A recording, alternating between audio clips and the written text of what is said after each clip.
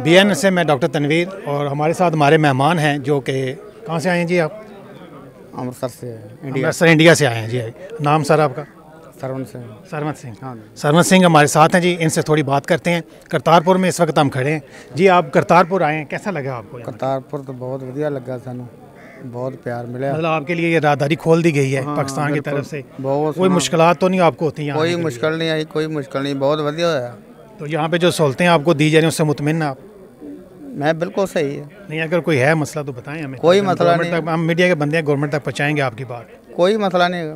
अच्छा, और मुतमिन है यहाँ की जितनी भी है ना, कोई तो मुश्किल आप जो पीछे दोस्त आपके आने वाले हैं हाँ उनको आप क्या मैसेज देंगे? वैसे वो जो आगे अपना पीछे आना चाहते हैं यहाँ हाँ जी, पर, हाँ जी। उन्हें आप क्या कहेंगे कि वो यहाँ आए, किस तरह है कि उन्हें आना चाहिए यहाँ पर? आना चाहिए, ਵਧੀਆ। ज़िंदगी में एक बार ज़रूर आना चाहिए। हाँ बिल्कुल। चलें, बहुत शुक्रिया जी। गुरुद्वारा साहब की यात्रा जरूरी करने के लिए होना चाहिए। हमारे जो गुरधाम है उनको मिल के यात्रा के लिए, और ये दुनिया में बार बार नहीं आना।